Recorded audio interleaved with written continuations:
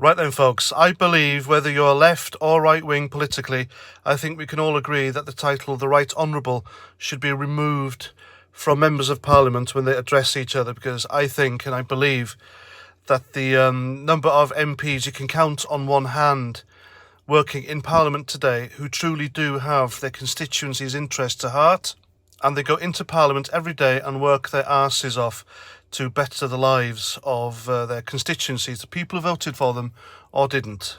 The rest of them, however, not so much. These people are crooks, and their behaviour recently, and I know politicians have been corrupt since time began, but the behaviour of them lot in Parliament recently is just disgusting. It's an embarrassment.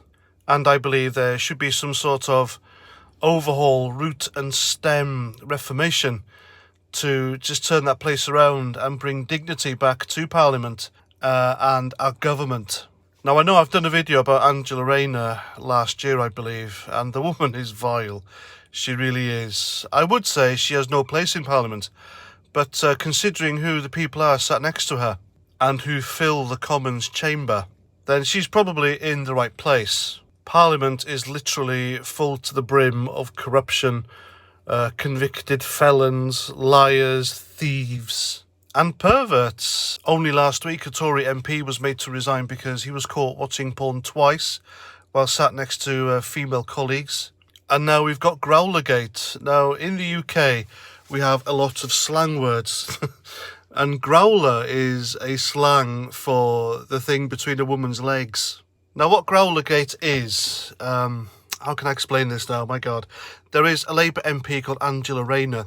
She is a foul-mouthed fishwife who swears a lot, and she just reminds me of a character from Coronation Street called Bet Lynch.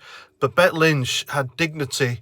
There was a bit of grace about her, but she was in total control of herself. Angela Rayner is not in total control of herself. I mean, what is it with these female left-wing politicians who just can't control themselves? There was another one who's fired last year, kicked out of her constituency, because she was convicted of lying in court, of threatening to throw acid into another woman's face. And there was another Labour left-wing politician who was convicted of lying to court by saying she was driving a relative's car. So she took the penalty points. Oh dear, the rest is history. That woman in particular was allowed to vote on the Brexit Article 50 bill while wearing an ankle tag, and convicted, by the way. And that vote went against the democratic will of the people, Brexiteers, by one vote. So the Remain vote won that, with a convicted felon voting on their side. Now, I know I've pointed out a lot of left-wing Labour politicians here being crooked and disgusting. Now, it doesn't mean the Conservatives aren't, you know, they're all... These are just people who've been caught, all right? There's careful people, there's not so lucky people when it comes to doing this sort of stuff. And these are just the ones we know about. But back to Angela Rayner.